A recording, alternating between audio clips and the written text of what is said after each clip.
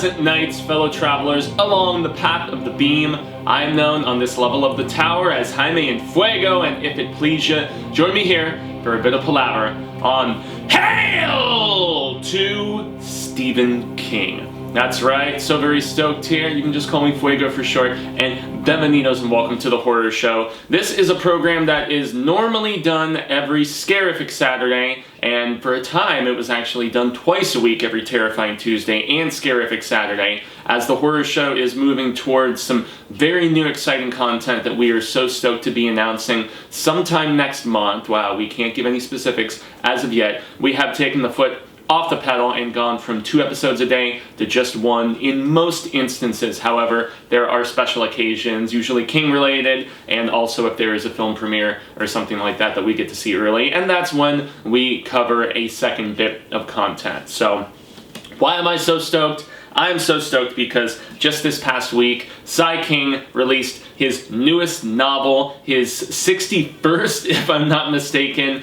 and that is The Institute. That's right, and less on the full-on horrific side. This is more of like a thriller slash drama with some political overtones, and it's also in a lot of ways, and this was one of the reasons why I'm actually re-recording this review in comparison with my initial thoughts, and that's because 2 days after the book came out, I was already done. I stampeded through it, I read it with the quickness, I soaked it up, but I think I had, in some ways, knee-jerk reactions to certain aspects of it, and so I went back and I reread a few passages. I gave the book and its context a little bit more consideration, and so as opposed to just filming some additional scenes, whatever, you know, and just trying to add those into the original review, this is what I'm going to consider my more concise and final thoughts about The Institute. I approached this book with a decent amount of trepidation, and that's because of the fact that Stranger Things has essentially become a just cultural event, not just in, you know, like North America where Netflix initially started, but just a worldwide phenomenon in a lot of ways. And Stranger Things was a program that borrowed a lot, obviously, from Spielberg to a degree, and stuff that he did in, you know, the 80s, like E.T., and even, you know, produced like The Goonies and whatnot. But it also borrowed a lot from Stephen King, down to the lettering of the show, for goodness sake. It was that same King lettering that was going on all of King's books in the late 80s and early 90s. And so the Duffer Brothers definitely drew a very extensive amount of inspiration, especially from, you know, a group like The Shop, who, you know, we learn about in Firestarter when they're chasing Charlie and, you know, her father, and then also we get a little bit of the flavor of The Shop in like The Mist, for instance, with not just having experimented on children, but also trying to open up these rifts and these like vortexes almost to other worlds. And so, yeah, Stranger Things most definitely borrowed a lot from King. And so there's that fine line between homage and ripoff, and I was talking with my lady about it as I tried to explain some of the book to her, and I did a combination of both reading it and listening to it, and she listened to some of it with me as well. And so it was just getting her perspective on it and just explaining my viewpoint of just how directly the Duffers did borrow a lot, and yet they did make it their own at the end of the day, I think, with, you know, very, very endearing, unique characters, you know, whether it's, you know, Mike or Eleven, or just that whole little gang of theirs, and even a lot of the adult characters too, you know. I mean, David Harbour did a hell of a job, especially with his weird character arc in becoming a father in that 3rd season of the show. But I digest, as you know, my buddy CP from Willis Greedia would say. So when the premise of this was announced, I immediately thought, okay, it's about a bunch of kids being experimented on in a place called The Institution, hence the name. And I was like, okay, so this is King basically like doing Stranger Things, and obviously not a period piece in this. It takes place in present day. There's references to Trump and Uber and various things of that nature. So yes, it does very much take place in modern times, and it is self-aware of a lot to a degree, but I was just kind of like, okay, is this King's equivalent of what he did with Kingdom Hospital, where he retrofitted Lars von Trier's, The Kingdom, and that was a European show from the 90s, and he kind of repurposed it, added some of his own flavor to it, and turned it into a ABC miniseries. You know, I just recently reviewed that earlier this year. Just like I also reviewed Rose Red earlier this year. And Rose Red was also King basically taking The Haunting of Hill House and adding some aspects of the Winchester Mansion and, you know, a few other beats and ideas of his own. But once again, paranormal investigators going to check into a seemingly haunted, you know, massive mansion. And so that was another thing. And so it's with projects like that where I was just like, okay, that's King's reimagining. But then again, even something like Salem's Lot, he wore his influences very much on his sleeves, that was his homage to Dracula, and you see a lot of similarities there too.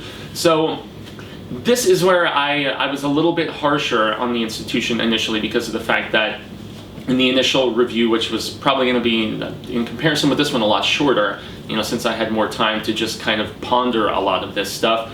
Yeah, it is most definitely his interpretation and version to a degree, so it does have similar tissue and just DNA, I suppose, to what he did with Kingdom Hospital and Rose Red and stuff like that. Maybe to a lesser degree Salem's Lot.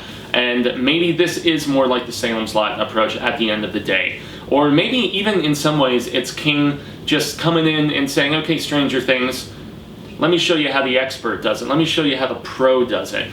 And it really, in a lot of ways, is if you spent the entirety of the time in the institution where the experimentations are going down, or at least the large chunk of the time, because there is some stuff at the beginning of the book, in the first portion, and then there is stuff without spoiling things. And once again, this is going to be a non-spoiler review. I'm going to do my damnedest not to divulge too many of the big juicy details, just give you more of an overview and an understanding of certain characters, interactions, and how the story is distinctively different than the aforementioned Stranger Things, where, you know, initially going into this book, I was like, okay, so it's a King idea that was retrofitted by other people, and then King is taking that idea and retrofitting it himself. It's like, yeah, that's the Wheel of Ka for damn sure, right there. But he did really make this his own in a lot of ways, especially with the much more added depth that is given to just what these kids are actually doing, the extent of explanation. I will get into that a little bit later, but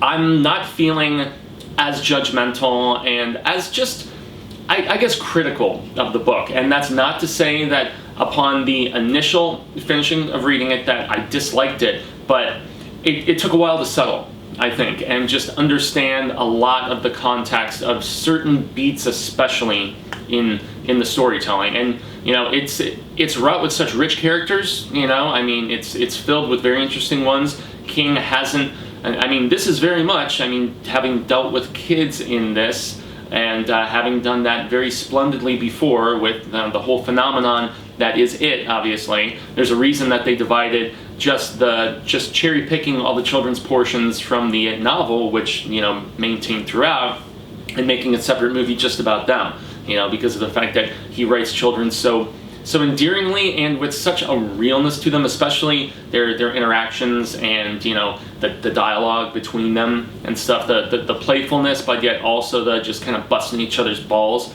to a degree as well. It was done with all the adolescent stuff wonderfully in it, and it's I mean, a couple others in recent memory. I just reread The Long Walk.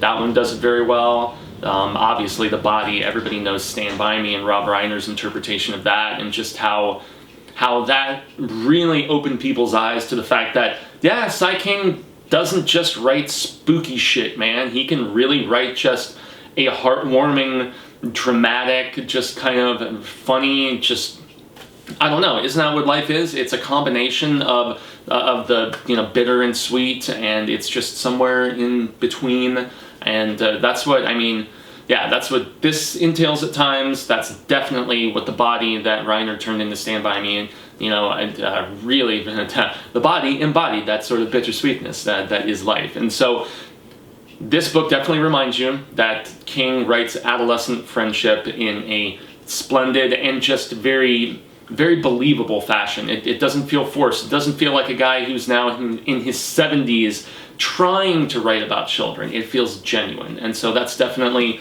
one of the hallmarks of the Institute. But just to give a little bit of overview about story, it's strange because you start out the tale And I was even seeing some of the people in the Hail to Stephen King Facebook group, which if you want to have extensive palaver with other people who are just constant readers and passionate about it, or are just dipping their toes in there for the first time and just really want to immerse themselves in this world, or just, slowly wade in there, the Hail to Stephen King Facebook group that I started and am the sole admin and moderator on is a great place to interact with other like-minded people. We do our damnedest to keep it as kind-hearted and respectful as possible. There is a very rare instance where there is differences of opinion and stuff, and I try to squelch those out as best I can. But anyway, Hail to Stephen King Facebook group, check it out. But I did see somebody in particular mention there that when this book starts, and it goes right into the story of this guy named Tim, who's the Night Knocker, or at least he becomes one, everyone was like, what am I reading here? Isn't this supposed to be about kids? What is this first portion of the book where you learn about the history of this guy who is recently divorced? He had a nasty situation go down where, despite being a decorated police officer down in Sarasota, Florida, officer of the year, different things like that, but there was one instance in particular that cost him his job. And that's because he was in the mall, he was buying a gift, he was off duty but still in uniform, and there was a situation with them thinking a youngster had a gun and was pointing it at another gun. So he goes in, fires a warning shot upward, something falls from the ceiling after he fired that shot, falls down and injures the person with the presumed weapon that doesn't even turn out to be a real gun. Lawsuits, you can see where this is probably going. Yeah, so despite his reputation and his esteemed career, it all happens kind of around the same time, where he's no longer an officer, his marriage is done for him, and he's just like, you know what? He's sitting on a plane at the beginning, they're asking for somebody to give up their seat for a federal agent that, needs to be on this flight, and there's no room. They start upping the ante of how much they're willing to compensate in the thousands, plus a replacement ticket, obviously. And after the offer gets to the point where he thinks it's worthwhile enough, he's just like, yeah, I'll take it. And so Tim just gets up, gets off the plane, and just starts hitchhiking. Thousands of doll hairs in his pocket, and he has the kindness of an old woman who is feeling dangerous and decides to pick him up. And she's driving with him, just going up the southern belt, I guess. And he ends up in South Carolina, where he gets in this huge traffic jam on the highway, and she advises that he just hop off and start walking to the nearest town and maybe get himself a bite to eat, recharge a little bit, whatever, and then just get back on the road. He's intending to get up to New York to look for more work, and he ends up just deciding to stay in this little town. He goes and he talks with the sheriff there. The sheriff looks into his career and sees all of the accolades, and yet Tim didn't tell him about them because of the fact that he just didn't want to get into the full extent of everything, although he was very transparent about what made him lose his job. He didn't go in boastfully talking about everything he had done before and why he shouldn't have lost it. So you're immediately seeing that this guy has some pretty solid character, despite the fact that he's fallen on hard times. Some circumstantial, then others, as you find out as time goes on, especially with his marriage crumbling, because he just was so immersed in his work. And he didn't take his marriage as seriously, perhaps, and realize that that's a job in and of itself. And it should be, and you should take it just as seriously. So that's where we start out. We start out with him, and we learn about some of the amusing townspeople, like this Orphan Annie, this older homeless woman who lives in the area on a air mattressy, and she's got a tent and stuff, and she's listening to her psycho conspiracy stuff on the radio, and she lives in this area behind the police station, if I remember correctly. So that's where she just kind of posts up, but she wanders around, she does her thing, she's a little bit kooky, but she does have a good heart, and she's definitely one of the ones that endears herself to Tim. But then the story jumps into where we've been expecting it to be all along, and that's where we meet Luke. And Luke is this 12-year-old, genius child prodigy. And he's 12 years old, and he's been at this advanced placement, school for, very gifted kids, and, he's basically at 12 about to test and take his, his entrance exams and ACTs or SATs or whatever, and yeah, just jump right into the most prestigious of prestigious universities. Wants to study engineering, different things like that. So he is a immensely sharp kid, and this is the premise that is described in the book. So that's why it's a little weird to start out with this one guy and then finally jump to, as described, the story we were all expecting. And lo and behold, one night, Luke's house is broken into, and these 3 masked assailants come in. They kill his parents, they take him hostage, and he wakes up in a room that is exactly like his bedroom back in Minneapolis, but turns out he is somewhere in a remote area of Maine, in this deep, dense forest that is filled with trees that, based on what Luke can observe, just based on size and different aspects like that, that they are in a these are supremely old trees, and this is an area that just hasn't been tended to by, loggers and by, any sort of modern industrialized, I don't know. It's very, very untouched, basically, and so obviously extremely remote in that regard and super top secret. And yeah, he has most definitely been kidnapped, and yes, he meets just a number of kids as everything goes on right off the bat. I mean, there's Shaw, there's Nikki, there's Iris, there's George, and so this is where we get that. This is where we get that camaraderie that we were expecting, and it is written extremely well. There's a couple other kids that come in a little bit later, and one in particular, well, there's one who's like kind of a love interest, this punk rock chick. There's Helen, if I remember her name correctly, and then there is another much younger kid who is like, he is stronger than any of the rest of them, and it scares Shot a little bit, and that's the first girl that Luke meets, and so, but then we get acquainted with the rest of everybody in this place, especially the nasty orderlies and those who actually run the place. You've got Stackhouse, who's head of security.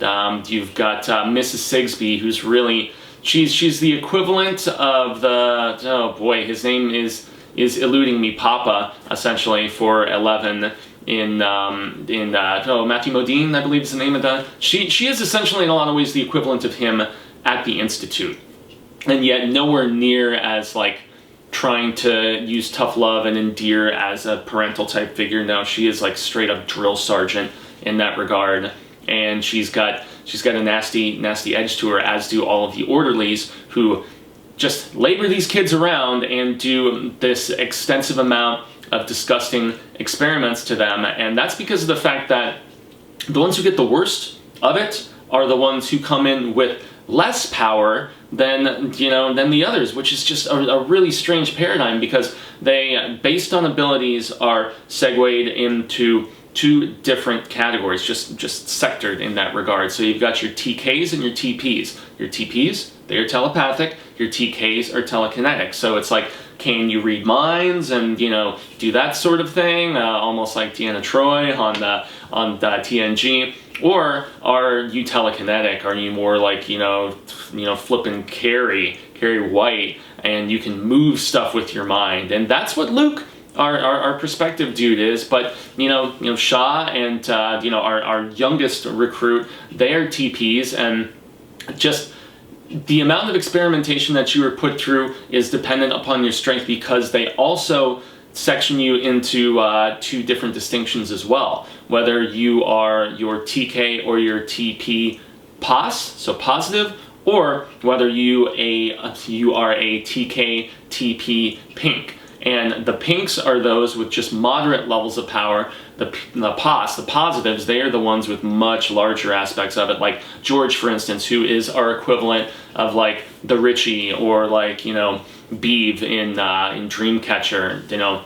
He's a wisecracker, he's a smack talker, and he kind of, at least, whereas Nikki is the James Dean looking bad boy that the girls like and the boys look up to and stuff like that. Luke included very much looks up to him. So he's the one who does not take any shit, and he's the rebel, so to speak, at least until this other fatter kid named Harry comes around, and Harry is like probably built like a offensive lineman playing for an SEC team in a few years, sort of thing. Like big, stout, like, you know, he's got a gut, but he's a brute of a kid. And so the two of them, they go into alpha male mode, and that's something that transpires early on as well. But yeah, you know, George is one of the strongest TKs, if I remember correctly. So, I mean, he can, like, basically make these bugs, like, these tiny, tiny little, almost like gnat-looking fly, you know, sort of things, like mobilize and move around and stuff. And, like, it's really, really wacky looking, and that's just, like, a small extent of his powers. But, so yeah, if you don't have a lot of ability, they put you through much more of these rigorous trials of different weird injections, of, you know, putting you into these, like dunking you in the deprivation, you know, waters and stuff like that. And I mean, there's just so much more that they put you through, because they're trying to almost spark an increase in your ability. And then the other ones that are past, they're like, okay, we don't want to put you through too much and mess it up, or, you know, I don't know, tamper with it in some particular manner. It's almost like the whole if it ain't broke, don't fix it sort of mentality. And so yeah, the kids with less power are put through more of these torturous issues. And so another big aspect to mention is the fact that this facility is broken up into two different halves. You have front half, which is where the kids are initially dropped in, and then there is back half. And back half is where,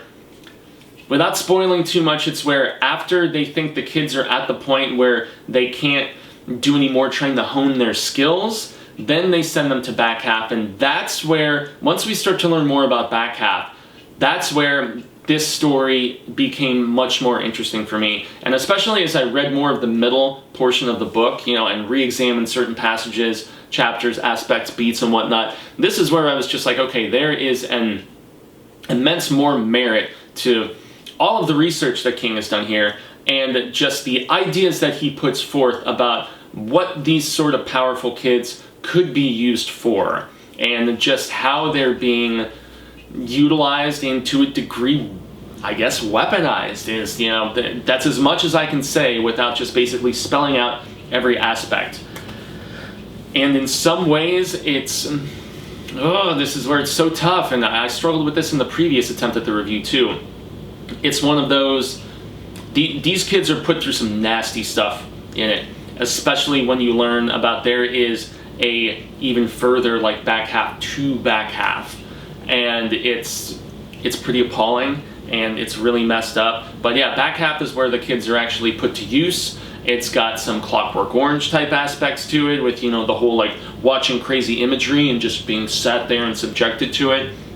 It's much more regulated on that side in comparison with, like, it's much more like a children's prison in back half in comparison with front half, where they're allowed to roam as they please. They can, with good behavior, earn tokens and stuff, and they can get anything from candy bars and, you know, sweets and things like that, to they actually have alcohol, and they have cigarettes, and they have, like, pot treats and stuff like that that these kids can all partake in. And there's some kids who are just staying buzzed the whole time because they're so numbed to the situation. And so in that regard, yeah, there's a lot going on that side, but much more freedom than you would expect. I mean, between their rec area, you know, and that's where, I mean, chess is where Nikki, and who's the tough kid that I mentioned, the tough kid with a good heart, that's where he bonds with Luke, and that's where he really understands the full extent of that kid's genius.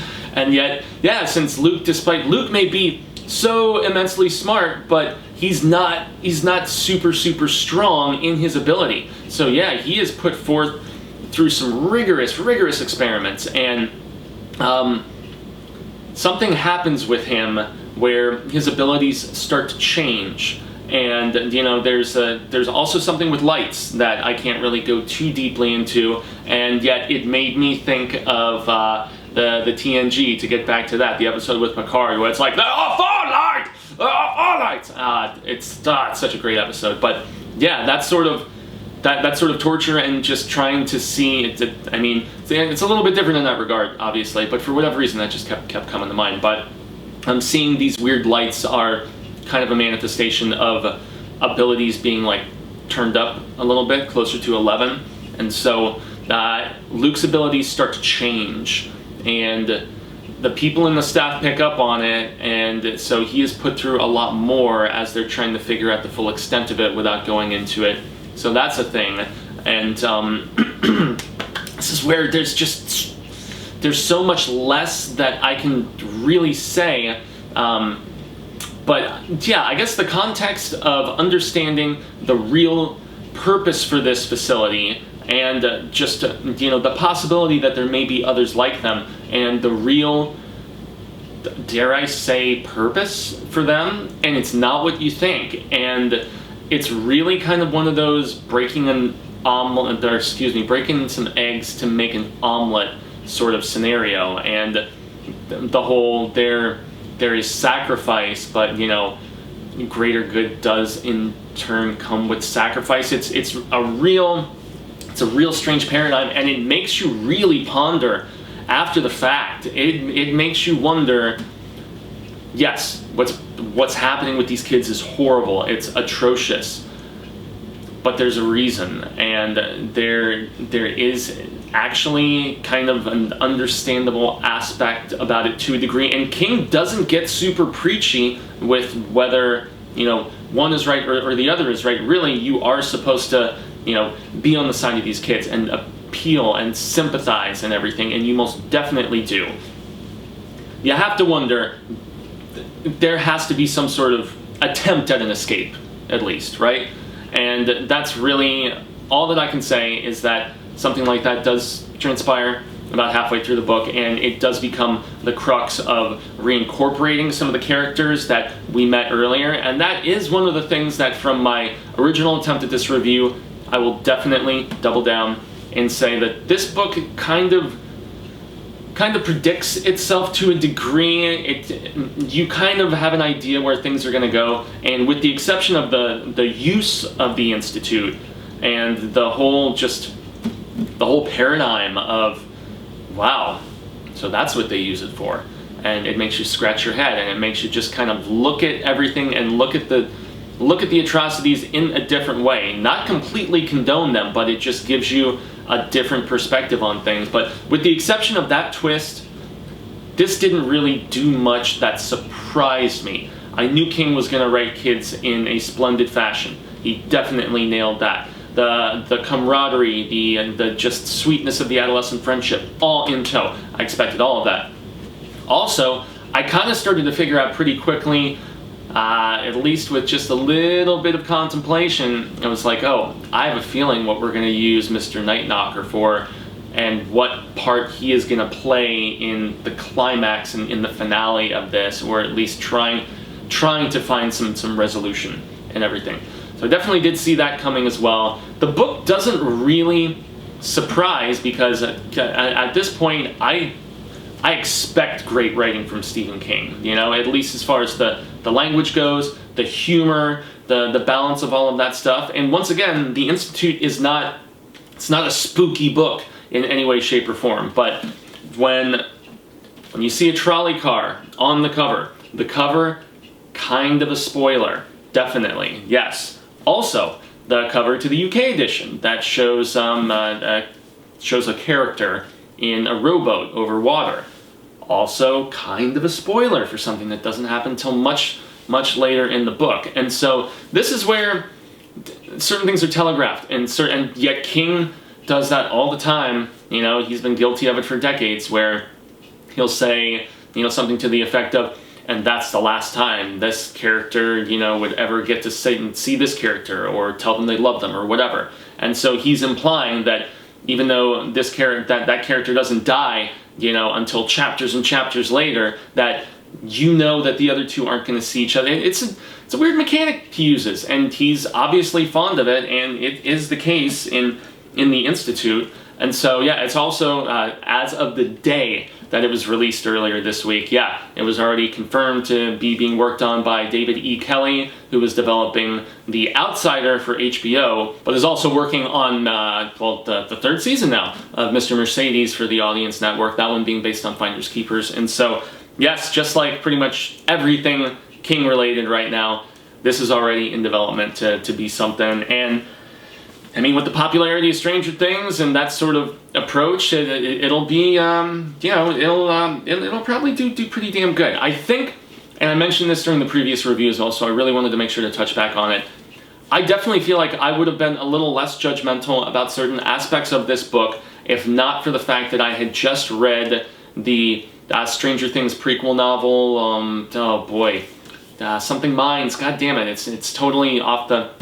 it's on the tip of my tongue, but anyway, it takes place in the late 60s during the Vietnam War, and it's essentially about the test group that Eleven's mother is in at this particular college, in Indiana, obviously. And yeah, it's all about that, and just, now granted, a lot of that takes place on a college campus, and it's dealing not with, 12, 14, 16-year-olds like we have here. That's dealing with college students, so a few years older, but so many of the same trials, so many of the same, and also one particular ability that we don't find out about until the very, very end of the book, basically being precog.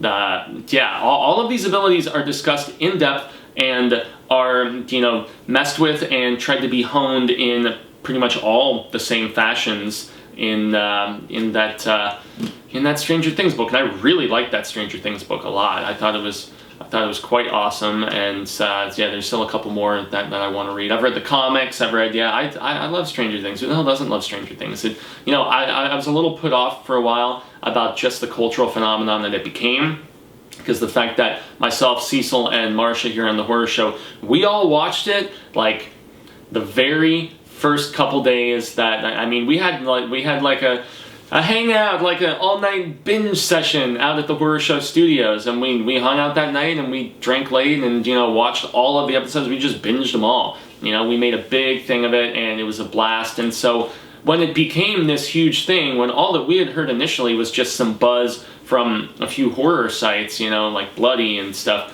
where, they're like, hey, there's buzz about this Stranger Things show on Netflix.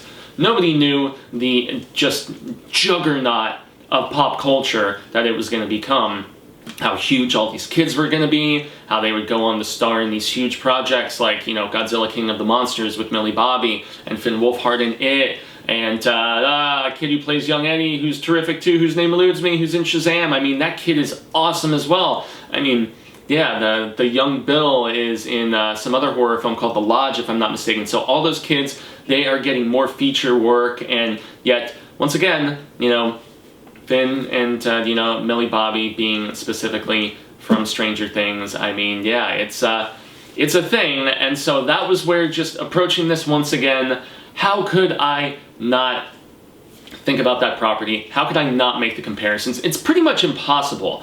And to that degree, I still think it's a little strange that King decided to write about this particular topic, but I know he tweeted about being a fan of the show many years ago when it was first coming on, and so that's where I will double down and say, to a degree, I feel like this was him saying, Stranger Things, yes, you're well and good, but, this is how the pros do it. This is how a veteran approaches this sort of mentality. My skills are honed, and I can take your ideas and massively expand upon them, and at least the nature of what the Institute does, that is the defining factor that makes this distinctive in comparison, despite having a lot of overlapping aspects within the storytelling and stuff. I don't know if I love the Institute, but I really, really liked it, and especially if you're a fan of King approaching that sort of, adolescent friendship, as I've mentioned a few times on here, he writes it very, very well. There are tragic aspects that happen in this, especially with regards to a few characters. Some really wacky things happen in the back half. There's some cool confrontations, and it's still, I will never contend that this is a horror novel. This is definitely a science fiction, like, thriller with some sprinkled horror elements and some great dramatic elements as well. And it's almost 600 pages. I want to say it's 557 actually. And then you've got like a little cool post-author's note from Sai King in the back where, he just gives a few words, if you please, constant reader. And then, so it's It's a great little epilogue. Doesn't really pertain to anything, but you know, the BDNF is a real legit thing, and it's a topic here that is really touched upon quite a bit.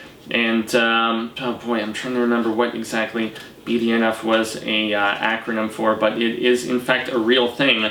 And when you find out that for having those potential levels in them, in the book at least, they say that they find these kids because they, you know, all children are tested at birth if they're born in hospitals for this sort of ability, and that's how, you know, they are monitored until they're at the point where they, you know, where these bastards that think that they're doing good, and maybe to a degree they are. It's a weird sort of contrast and just kind of moral dilemma that this book puts forth, and that was besides the great friendship amongst the kids. And you know, I really like the character of Orphan Annie, and the fact that she does drop some of our Kingverse connective tissue. She mentions on her weird conspiracy radio hearing about walk-ins. Yeah, for any of you Dark Tower peeps. She also mentions Jerusalem's Lot and the big extent of disappearances there. So there are a few nod and wink Easter eggs in here. So King doesn't completely let us down in that regard. So she's a character that I really liked.